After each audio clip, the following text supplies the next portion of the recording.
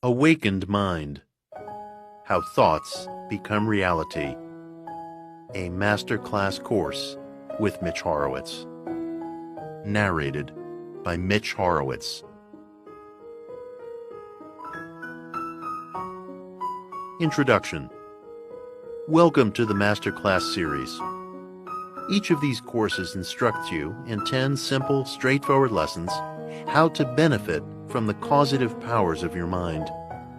The lessons are designed so that you may listen to one each day or all of them at once. Do the exercises in your own time and at your own pace, but it is crucial that you do them. At the end of each course, you'll find a short quiz to reinforce your knowledge. The Masterclass series provides you with new and practical ways of excelling at life. Feel free to email me personally with any questions at masterclasswithmitch@gmail.com. Lesson 1. Your Mental Frontiers.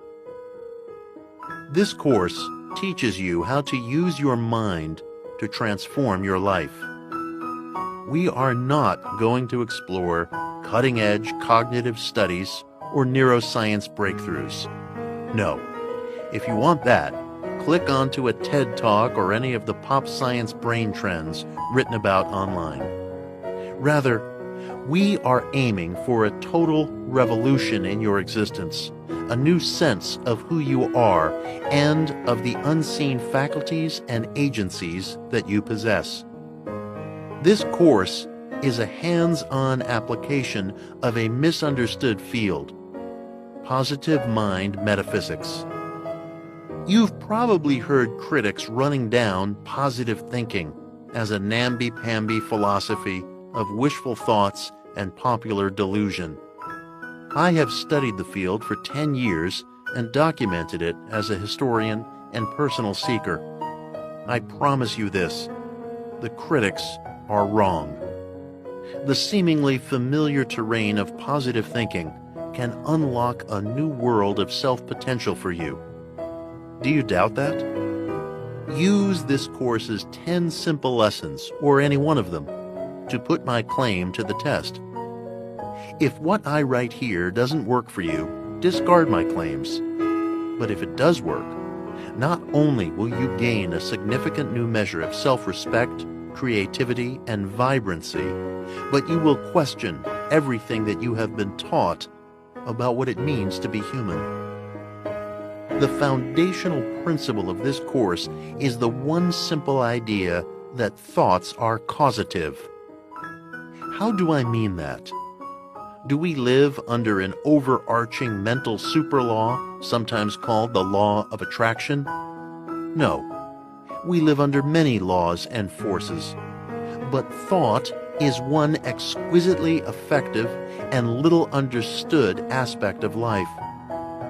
Our thoughts co-create our lives in ways that we have not yet understood. A bit of history before we get our hands dirty. Positive mind metaphysics is rooted in a wave of therapeutic spiritual experiments in mid to late 19th century New England, which followed from the writings of Ralph Waldo Emerson. Freethinkers probed how our thoughts impact reality. I call their approach applied transcendentalism.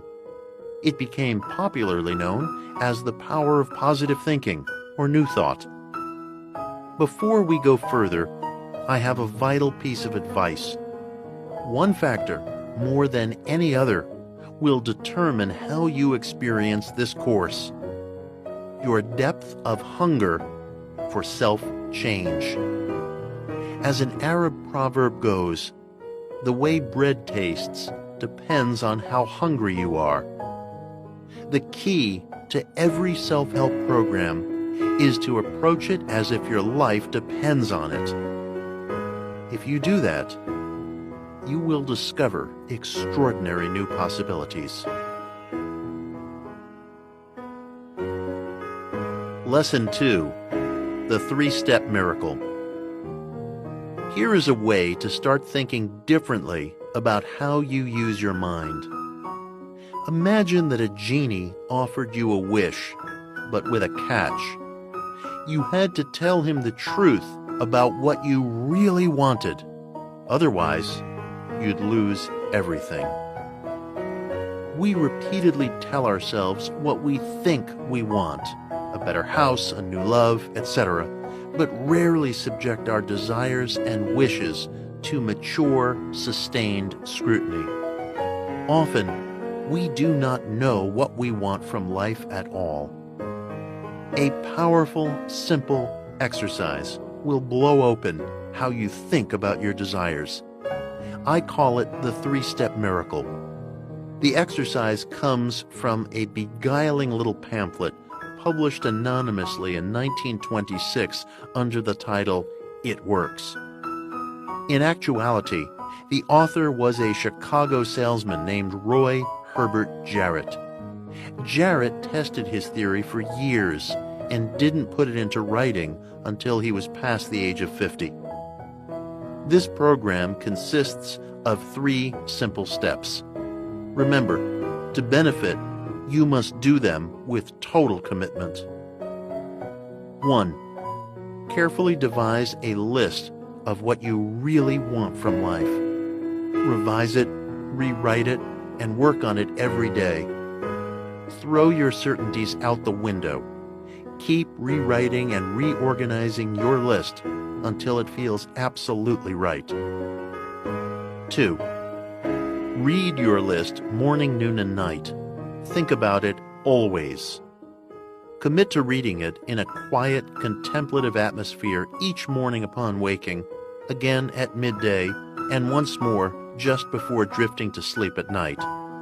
Later, you'll see why this timing is important. Carry it with you in a pocket notebook or on a laminated index card. 3. Tell no one what you are doing. You must keep your list to yourself. This is not to cultivate some air of mystery, but rather to prevent others, friends, relatives, co-workers, from making casually negative comments that shake your resolve, a favorite human pastime. These dreams belong to you. They are intimate, powerful, and private.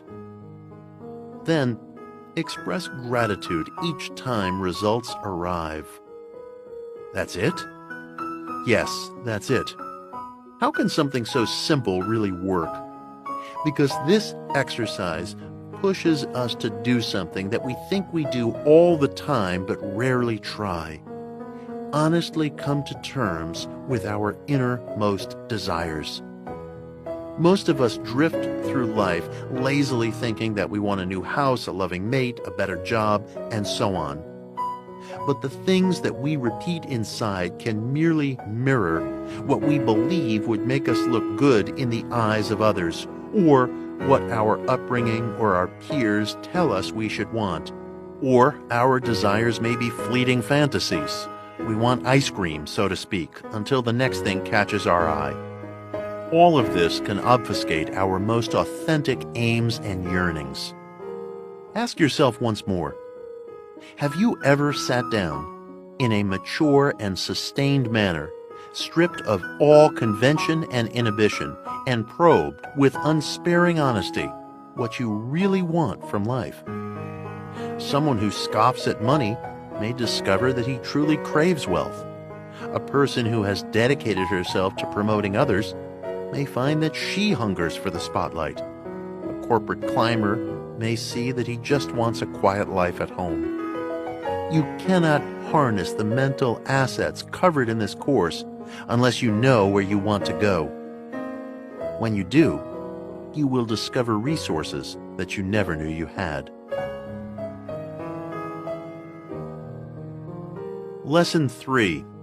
Wealth and Health. Some books promulgate the notion that positive mind techniques can produce everything from money to health to love from out of the ether.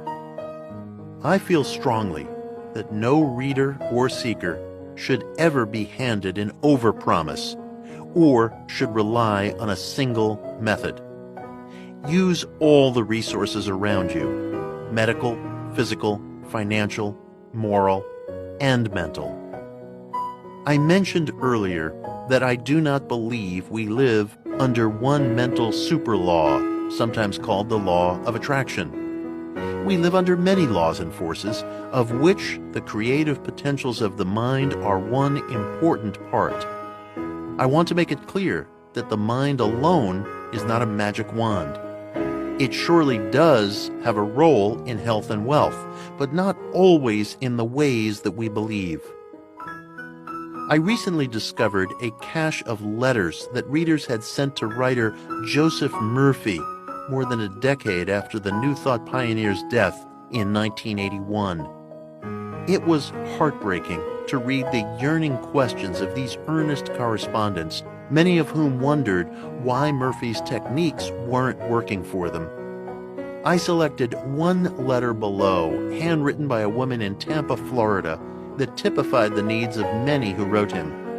If I could reach back in time and respond to this woman, here is what I would say.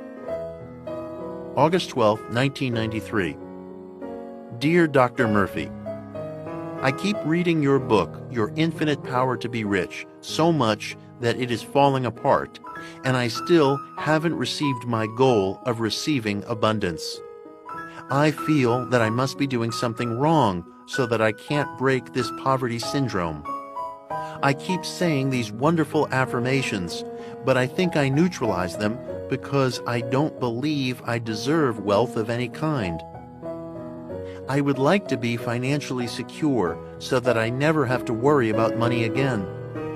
I would like good, supportive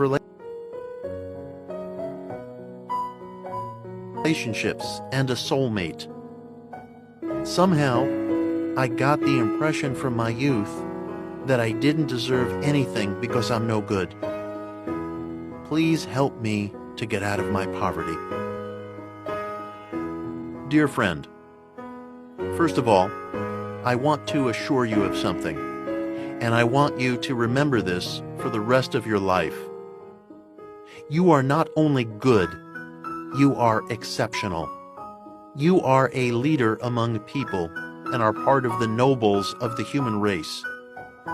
This is for the simple fact that you have taken steps that so few people ever consider, striving to heighten your place in life, engaging in inner development, and caring enough about such things to take the time to write a letter to an author whose work touched you.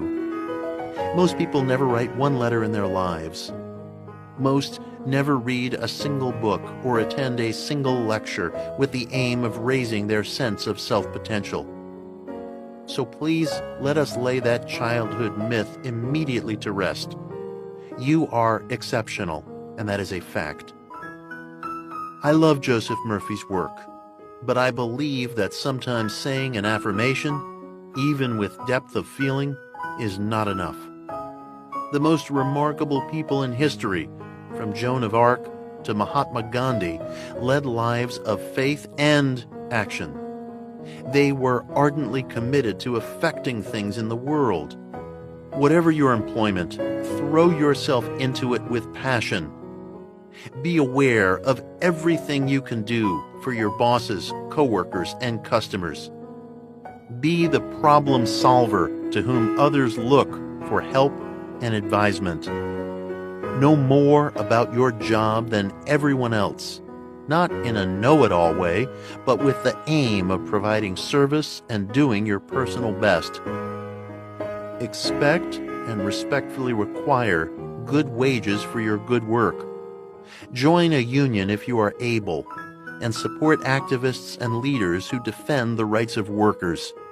But above all, be the person upon whom all others rely. Author James Allen was a working-class Englishman who rose from a childhood of poverty to a writing career, largely through his dignity of character and his dogged and intelligent persistence. I urge you to read his As a Man Thinketh, and when you do, remember that his words and ideas weren't the work of someone famous or wealthy. They came from a working person who had tested them in the laboratory of his own life.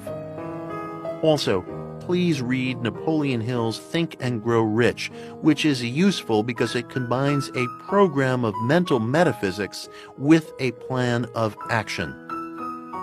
As for good relationships and finding a soulmate, those two are noble and right yearnings. My counsel is to associate only with people who are supportive and respectful of your search for self-betterment and spiritual awareness.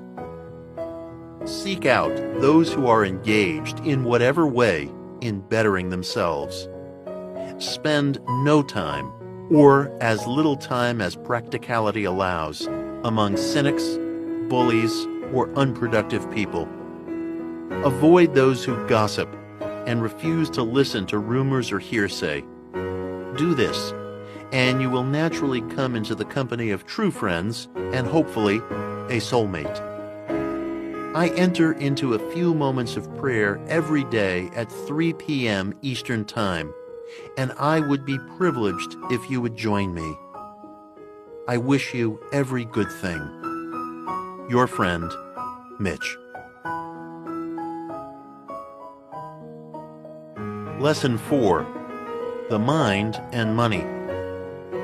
Because I've noted the limits of the mind's positive powers, that does not mean that the mind cannot help us win the game of life. It can. In his Think and Grow Rich, written in 1937, the motivational writer Napoleon Hill provided what I consider the finest modern program of self-development.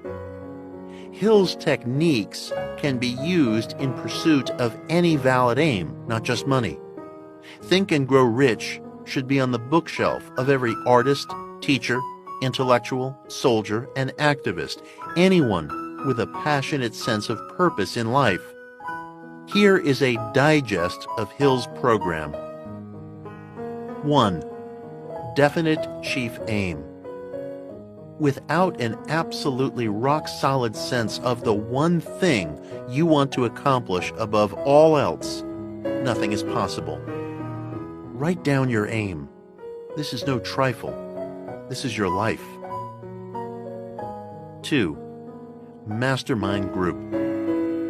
You must form a group of like-minded strivers, as small as 2 or as large as 6 or 7, with whom you feel entirely at ease, trustful, and harmonious. This is not easy. Choose carefully. Meet either in person or digitally at regular intervals to discuss each member's plans and ideas, and to share encouragement and counsel. This will multiply the intellect, drive, and inventiveness of each member. It is easy to neglect this step. Do not. 3. Enthusiasm. This is the force on which all accomplishment depends. You must love something in order to attain it. You must select an aim that instills in you boundless enthusiasm and passion. With those emotive forces at work, you will gain remarkable resilience and power. 4. Golden Rule. This is the simplest and yet subtlest ethical code in human history. Study it. Consider it. Let it inform each step of your life, including your thoughts and your choice of an aim.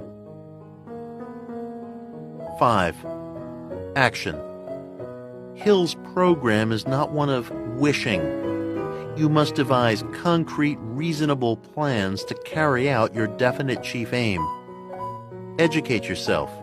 Be bold but realistic in your plans, and act on them. Begin. 6. Accurate thinking. There are 2 types of information, the useful and the useless.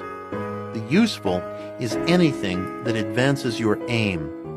The useless is rumor, opinion, gossip, hostile criticism, and sarcasm. Restrict your thoughts, conversations, and information intake to the first kind. 7. Failure. Success often arrives after many temporary setbacks. This is a rule. When faced with failure, conceive of it as a temporary setback. Plan anew. Here is Think and Grow Rich in a nutshell. Emotionalized thought directed toward one passionately held aim, aided by organized planning and the mastermind, is the root of all accomplishment. Lesson 5. The 30-Day Mental Challenge. American philosopher William James yearned to find a practical philosophy, one that produced concrete improvements in happiness. The Harvard physician grew encouraged, especially in his final years, by his personal experiments with New Thought, which he called the religion of healthy-mindedness. I challenge people today to continue James's search for a testable, workable system of ethical and spiritual development. Try this 30-day experiment that puts positive mind dynamics to the test. The exercise is based on a passage from a 1931 book, Body, Mind, and Spirit by Elwood Worcester and Samuel McComb, in which a prominent scientist describes radically improving his life through a 1-month thought experiment. I have condensed his testimony. Up to my 50th year, I was unhappy, ineffective, and obscure. I had read some New Thought literature and some statements of William James on directing one's attention to what is good and useful and ignoring the rest. Such ideas seemed like bunk, but feeling that life was intolerable, I determined to subject them to a month-long test. During this time, I resolved to impose definite restrictions on my thoughts. In thinking of the past, I would dwell only on its pleasing incidents. In thinking of the present, I would direct attention to its desirable elements. In thinking of the future, I would regard every worthy and possible ambition as within reach. I threw myself into this experiment.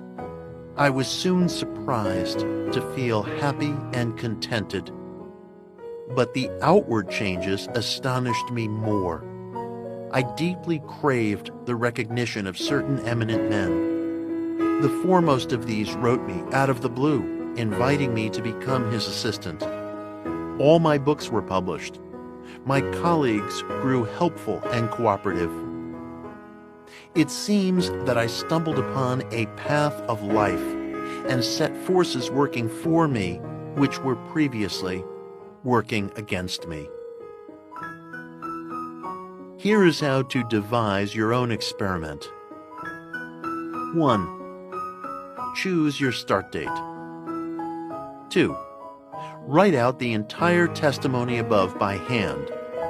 This helps you remember it and feel a sense of ownership over it. 3. After you have written it, create a personal contract by adding, "I dedicate myself on this day of," add the date, "to focus on all that is nourishing, advancing, and promising for 30 days. And then sign it. Feel free to email me your results or questions at masterclasswithmitch@gmail.com. I will personally read and reply to each email. Lesson 6. Stronger Every Day. We hear a lot today about using affirmations, repeat phrases that are supposed to help bolster our confidence and focus us on our goals. I believe that affirmations can be effective, so long as they do not chafe against overwhelmingly contrary feelings or facts. Then we get into a mental battle with ourselves. An early 20th century French hypnotherapist, Émile Coué, devised one of the earliest and still the best affirmative mind programs. Although Coué's name may be unfamiliar, you have probably heard of his confidence-boosting mantra. Day by day, in every way, I am getting better and better. Coué won thousands of followers in the early 1920s, but critics mocked his formula for its sing-song simplicity, and today he is forgotten. The mind pioneer deserves a new look, however. Placebo researchers at Harvard Medical School recently validated one of Coué's core insights. In January 2014, a medical school study reported that migraine sufferers responded better to medication when given positive information about a drug. Coué made that exact observation in the early 1900s while working as a pharmacist in northwestern France. He found that patients benefited more from their medication when he spoke in praise of a formula, which led to his famous mantra.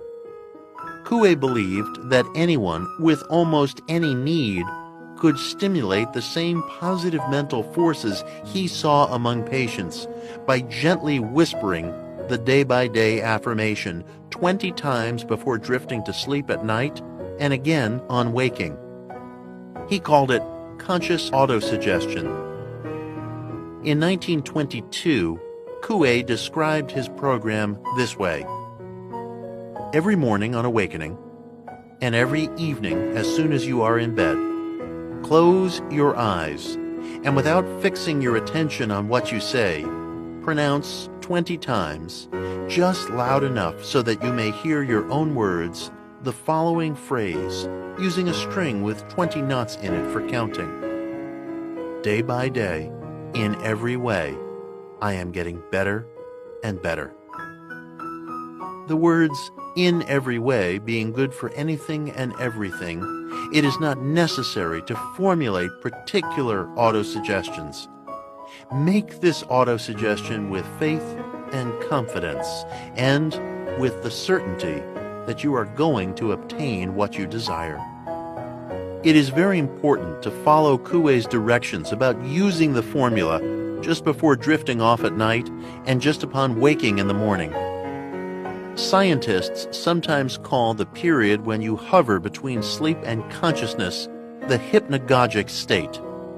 At such times, your mind is uniquely impressionable. During the hypnagogic state, your conscious and subconscious minds are fused, so to speak, which is why you may notice hallucinatory experiences. Also, emotions such as grief or worry can take on greater intensity. It is a very sensitive period, but you can use this time for positive ends by employing the day-by-day formula. More than a century later, the Harvard Medical School paper, while echoing Coué's original insight, made no mention of the mind theorist. But Coué's work is known to one of the study's architects, Ted Kaptchuk, who directs Harvard's program in placebo research. Of course I know about Coué, Kaptchuk told me, agreeing that the migraine study could coalesce with Coué's observations. Try day by day. You may be surprised. Lesson 7. The Inner Golden Rule. I want to open today's lesson with a confession. Shortly before I began writing these words, I felt that some unnamed factor was stymieing my progress in life. Something was limiting my ability to envision and pursue higher possibilities for myself and others. I was stuck in a holding pattern. The key to my problem appeared in the Golden Rule. The precept, "Do unto others as you would have them do unto you," runs through virtually every religious and ethical teaching, from the Talmud to the Gospels to the Bhagavad Gita. Dubbed the Golden Rule in late 17th century England, this dictum can today seem overly familiar or cliched. But the Golden Rule holds an inner truth that can make all the difference in your life. In his 1928 book, The Law of Success, Napoleon Hill related the Golden Rule to the phenomenon of autosuggestion, or the suggestions we continually make to ourselves. What we internally repeat and believe takes root in our subconscious and shapes our self-image and perceptions of the surrounding world. This is a profound and determinative fact. But note carefully, the same autosuggestive process is also triggered by what we think about others. Your thoughts of others are registered in your subconscious mind through the principle of autosuggestion, Hill wrote, thereby building your own character in exact duplicate. Hence, you must think of others as you wish them to think of you. Let's consider Hill's point of view more fully. Stated in another way, every act and every thought you release modifies your own character in exact conformity with the nature of the act or thought, and your character is a sort of center of magnetic attraction, which attracts to you the people and conditions that harmonize with it.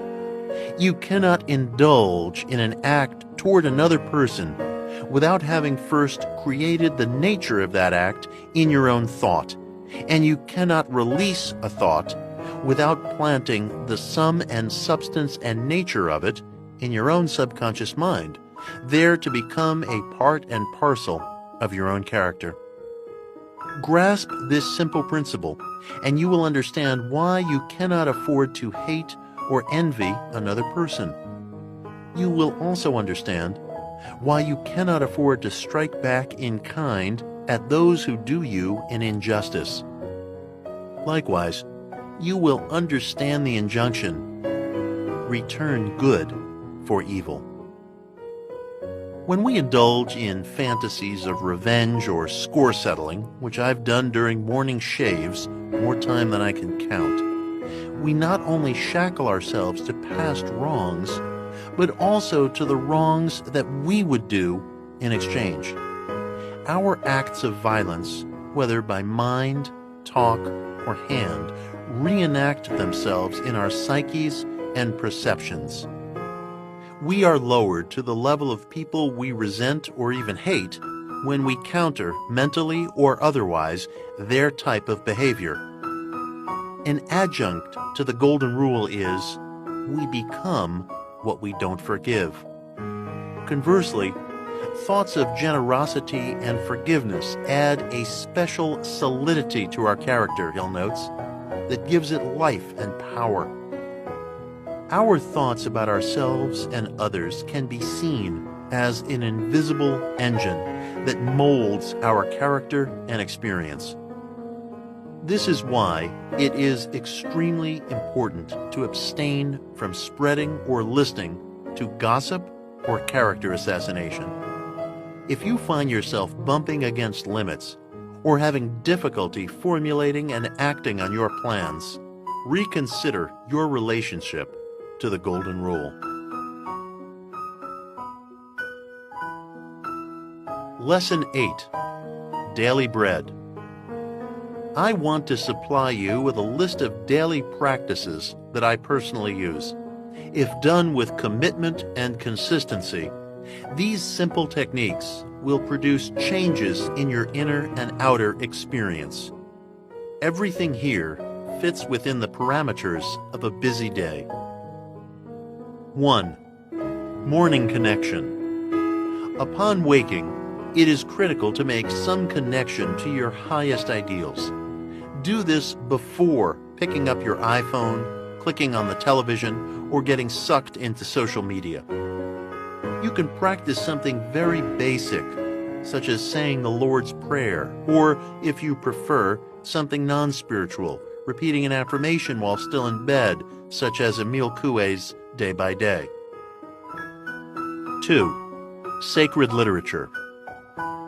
Connect each day, however briefly, with a great piece of ethical or religious literature. Even if it's just one line from the book of Proverbs, carry it in your mind throughout the day. I am registered to receive a daily email with a passage from mystical teacher Vernon Howard, anewlife.org. You can also carry a pocket Bible, Bhagavad Gita, or Tao Te Ching, or keep one on your phone. Read it in the elevator, on your commute, or at your desk. 3. Express gratitude. As Joni Mitchell sang, "Don't it always seem to go that you don't know what you've got till it's gone?" These words are prophecy. We bypass incredible blessings each day. After actor Christopher Reeve was rendered quadriplegic in an accident, he observed, "I see somebody just get up out of a chair and stretch, and I go, no, you're not even thinking about what you're doing and how lucky you are to do that." Every morning, no matter what stresses you face, enumerate at least 3 things for which you are grateful. It will set your day on a different track.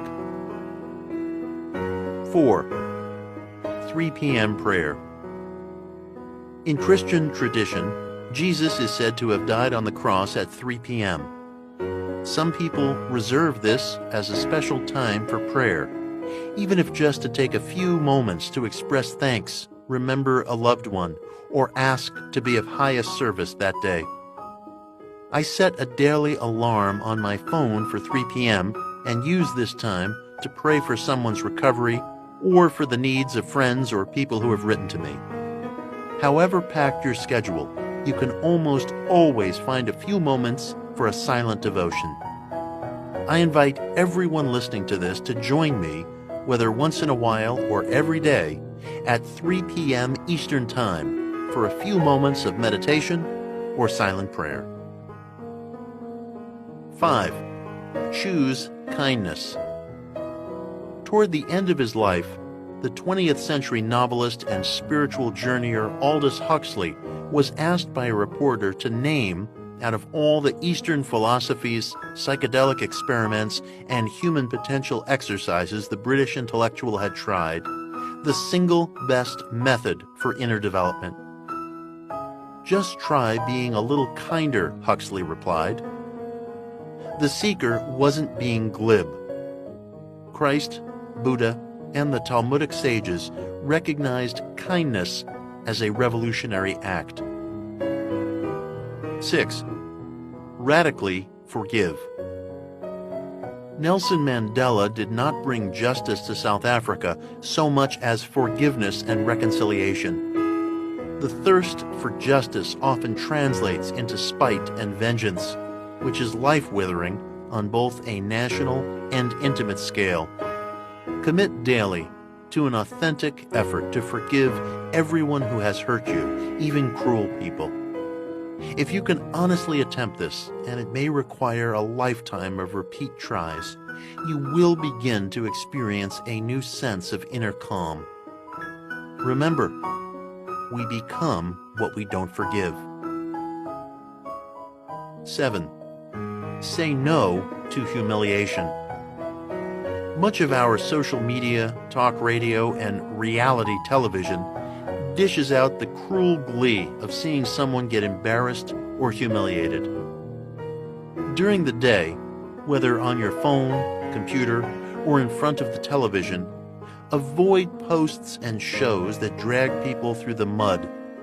Are you tempted to make a snarky remark on Twitter? Ask yourself, is this necessary? The ancient Greeks cautioned to respect your neighbor's privacy and dignity. Zeus hates busybodies, wrote Euripides. Think of how powerful it could be if just 10% of the population took a no humiliation pledge and rejected cruel or gossipy communications. Be part of that 10%. Lesson 9. Quantum Physics and the Mind. A growing wave of New Age books and documentaries use quantum theory to prove the idea that thoughts are causative. Many quantum physicists protest that crystal gazers have mangled the implications of these experiments in which measurements of subatomic particles are affected by the presence or decisions of an observer. The truth is, quantum physics does raise extraordinary questions about the nature of the mind. More than 80 years of laboratory experiments demonstrate that atomic-scale particles appear in a given place only when a measurement is made. Astonishing as it sounds, and physicists themselves have debated the data for generations, quantum theory holds that no measurement means no precise and localized object on the atomic level. Put differently, a subatomic particle literally occupies an infinite number of places, a state called superposition, until observation manifests it in one place. In quantum mechanics, a decision to look or not look actually determines what will be there. In this sense, an observer's consciousness determines objective reality in the subatomic field. Some physicists would dispute that characterization. Critics sometimes argue that certain particles are too small to measure. Hence, any attempt at measurement inevitably affects what is seen. But there exists a whole class of interaction-free measurement quantum experiments that don't involve detectors at all. Such experiments have repeatedly shown that a subatomic object literally exists in more than one place until a measurement determines its final resting spot. How is this actually provable? In the parlance of quantum physics, an atomic scale particle is said to exist in a wave state, which means that the location of the particle in spacetime is known only probabilistically. It has no properties in this state, just potentialities. When particles or waves, typically in the form of a beam of photons or electrons, are directed or aimed at a target system, such as a double slit, scientists have found that their pattern or path will actually change or collapse depending upon the presence or measurement choices of an observer. Hence, a wave pattern will shift into a particle pattern. Contrary to all reason, quantum theory holds that opposing outcomes simultaneously exist. The situation gets even stranger when dealing with the thought experiment known as Schrödinger's cat. The 20th century physicist Erwin Schrödinger was frustrated with the evident absurdity of quantum theory, which showed objects simultaneously appearing in more than one place at a time. Such an outlook, he felt, violated all commonly observed physical laws. In 1935, Schrödinger sought to highlight this predicament through a purposely absurdist thought experiment, which he intended to force quantum physicists to follow their data to its ultimate ends. Schrödinger reasoned that quantum data dictates that a sentient being, such as a cat, can be simultaneously alive and dead. A variant of the Schrödinger's cat experiment could be put this way. Let's say a cat is placed in one of a pair of boxes. Along with the cat is what Schrödinger called a diabolical device. The device, if exposed to an atom, releases a deadly poison. An observer then fires an atom at the boxes. The observer subsequently uses some form of measurement to check on which box the atom is in, the empty one or the one with the cat and the poisoning device. When the observer goes to check, the wave function of the atom, i.e., the state in which it exists in both boxes, collapses into a particle function, i.e., the state in which it is localized to one box.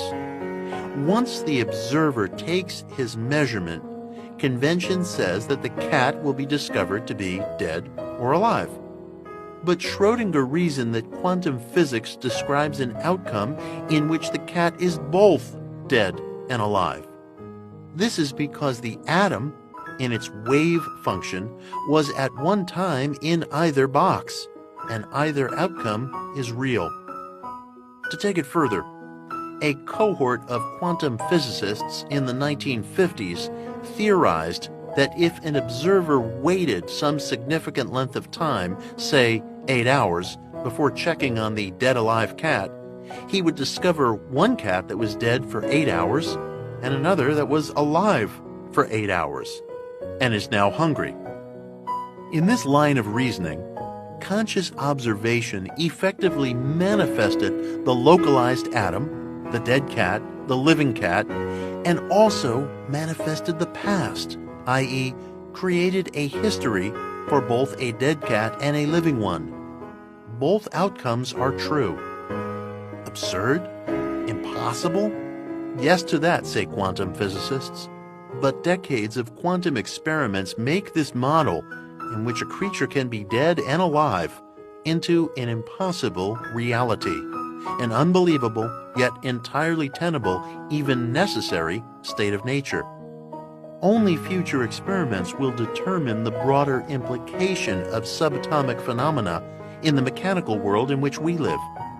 For now, however, decades of quantum data make it defensible to conclude that observation done on the subatomic scale, 1. Shapes the nature of outcomes, 2. Determines the presence or absence of a localized object, and 3. Possibly devises multiple pasts and presents.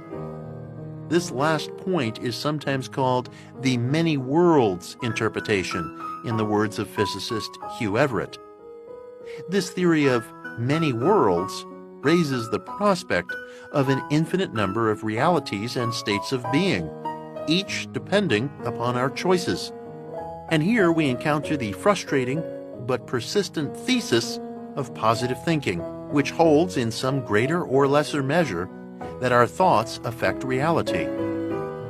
For our next and final lesson, we will explore a dynamic philosopher whose ideas provide the closest new thought analog to quantum theory. Lesson 10. Neville Goddard, Explorer of the Infinite. In our previous lesson, I mentioned the theories of quantum physicist Hugh Everett. Everett theorized the existence of multiple worlds and outcomes based on the choices and perspective of the observer. His way of thought finds its closest metaphysical analog in the work of Neville Goddard, a 20th century mystical writer and lecturer who reasoned that our thoughts create an infinitude of realities and outcomes. Neville, who went by his first name, taught that everything we see and experience is the product of what happens in our own individual dream of reality. Through a combination of emotional conviction and mental images, Neville said, each person imagines his own world into being. All people and events are rooted in us, as we are ultimately rooted in God. When a person awakens to his true self, Neville argued, he will in fact discover himself to be a slumbering branch of the Creator clothed in human form and at the helm of infinite possibilities. Neville's formula was simplicity itself. First, clarify your desire. Second, assume a state of physical immobility, a deeply relaxed state similar to what you experience just before drifting to sleep. Third, enact in your mind a small, satisfying drama that implies the wish fulfilled, such as someone congratulating you or you are holding an award.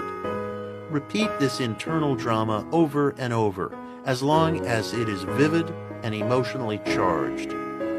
Take my challenge and put my words to the test, Neville told listeners in 1949. If the law does not work, its knowledge will not comfort you. and if it is not true, you must discard it. I hope you will be bold enough to test me. Most quantum physicists wouldn't be caught dead alive as Schrödinger's cat, reading an occult philosopher like Neville. Indeed, many physicists reject the notion of interpreting the larger implications of quantum data at all. Shut up and calculate is the battle cry popularized by physicist N. David Mermin. The role of physics, critics insist, is to measure things, not, in Einstein's phrase, to lift the veil that shrouds the old one. Others adopt the opposite position. If physics isn't for explaining reality, then what is it for? The latter principle may carry the day. A new generation of physicists and theorists, raised in the 60s and 70s and open to questions of consciousness, is gaining prominence. Medical researcher Robert Lanza, MD, of the Institute for Regenerative Medicine at Wake Forest University, uses quantum theory to argue that death itself is ultimately a mental phenomenon. We die only insofar as the mind perceives demise. Psychiatrist Jeffrey M. Schwartz of UCLA links quantum physics with his research into how thoughts alter brain biology, concluding that directed willed mental activity generates a physical force. Quantum physics brings us to a threshold of inquiry that may redefine what it means to be human in the 21st century, as much as evolution did in the Victorian age.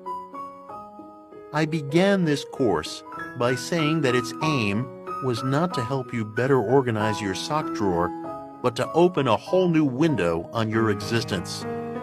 I hope the experiment we've begun together leads to experiences that give you a radical new idea of the forces behind creativity. We create not only by using physical acts and sensory data, but we participate in the world in a non-physical manner. We influence aspects of our surrounding life and material existence through the agencies of awareness and thought. And that's no fantasy. Quiz. The one simple idea behind this course is A. Laugh and the world laughs with you. B. Thoughts are causative. C. The law of attraction. D. Dreams foretell events. The correct answer is B. Thoughts are causative. 2. The most important factor in any self-help program is A. Whether a friend does it with you. B. The quality of the teacher. C. The cognitive data that supports it. D. Your hunger for self-change. The correct answer is D. Your hunger for self-change. 3. You should use affirmations just before going to sleep and just upon waking because A. You remember them better. B. You won't disturb others. C. Your mind is at its most impressionable. D. You have the time. The correct answer is C. Your mind is at its most impressionable. Emile Coué discovered that his patients were helped by A. Sunlight. B. A sense of hopeful expectancy. C. Chanting. D. Talk therapy. The correct answer is B. A sense of hopeful expectancy. 5. The process of autosuggestion is set in motion by what we think about A. Ourselves. B. Our hobbies. C. Other people. D. Ourselves and other people.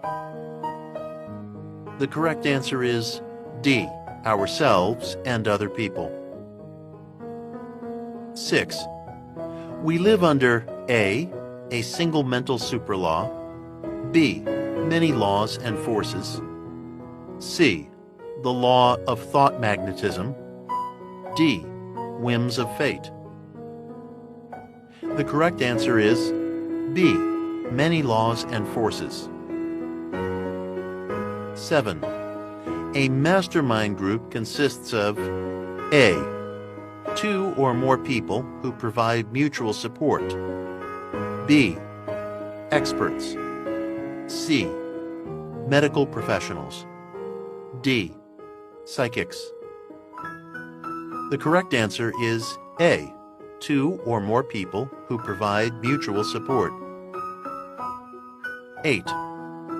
In quantum physics, superposition means that a particle A is in space, B cannot be detected, C occupies an infinite number of places, D binds with other particles. The correct answer is C, occupies an infinite number of places. 9. The thought experiment called Schrödinger's cat demonstrates A. Simultaneous states of reality, B. How to split the atom, C. The weight of subatomic particles, D. The nature of felines. The correct answer is A. Simultaneous states of reality. 10. The closest New Thought analog to quantum physics comes from A. Emile Coué, B. Neville Goddard, C. Ted Kaptchuk, D. Erwin Schrödinger. The correct answer is B. Neville Goddard. Thank you for taking this Masterclass course, and please check out the others in our Masterclass series. I hope this short program provides you with lessons and ideas that you will experiment with and benefit from over the course of your life. You can always email me with questions at masterclasswithmitch@gmail.com. About the author. Mitch Horowitz is a writer and publisher with a lifelong interest in man's search for meaning. He is a PEN Award-winning historian and the author of Occult America and One Simple Idea: How Positive Thinking Reshaped Modern Life. Mitch has written on everything from the war on witches to the secret life of Ronald Reagan for the New York Times, the Wall Street Journal, Salon, and Time.com. The Washington Post says, Mitch treats esoteric ideas and movements with an even-handed intellectual studiousness that is too often lost in today's raised voice discussions. Visit him at mitchhorowitz.com and on Twitter at Mitch Horowitz.